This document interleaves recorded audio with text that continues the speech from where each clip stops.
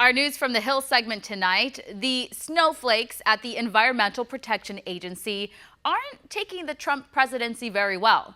According to a new Rolling Stone article, 6 months after President Donald Trump's inauguration, employees at the EPA are still crying at their desks.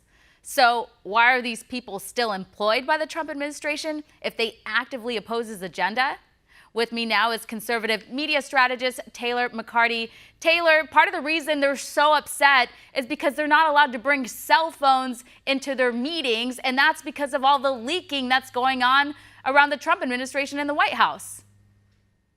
It sounds like a pretty petty complaint to me. I think it's time for everybody to put on their big kid pants and do their job, because that's why they're there. They should be happily employed and serving the country and doing what they love to do. I have no doubt that these people aren't well-educated and well-qualified, but that's a minor concern. And I think it's a legitimate concern for the EPA to say, hey, like this is something we should focus on. Obviously, there are some security issues here, but for employees to be complaining about that, that seems so petty to me. Yeah, I mean, and this goes to the big picture, is that there's a lot of anti-Trumpers in the administration working at these federal agencies, and they have this resist Trump mentality, and that's part of the reason why they can't bring these cell phones into their meetings. But, you know, this is all about, like, Trump talks about draining the swamp, and there is so much for him to do. I mean, we have all these Obama leftovers. We have all these federal agencies that a lot of them need to be cut, like the funding, because it's a waste of money. And so, I mean, where does Trump start with this?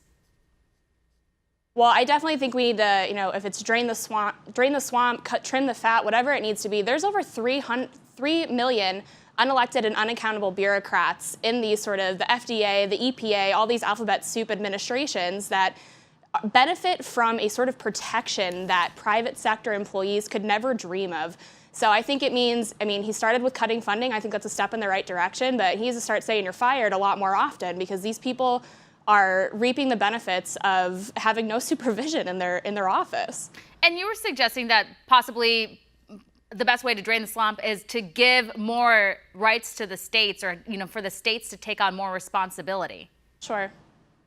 I completely agree. I mean, as a conservative, as a constitutionalist, I think the government that operates the most efficiently is the government closest to the people. Give the power back to the states, give the power back to the 50 laboratories of democracy, and let them do their jobs. Let them govern the people that they were elected to govern. And the EPA and organizations like this, they don't have any constitutional authority to do this. So I think a federalist approach to this sort of problem is really the only right way to go about it. And right now, President Trump has selected Phoenix to host his Outside the Swamp rally. What is this all about?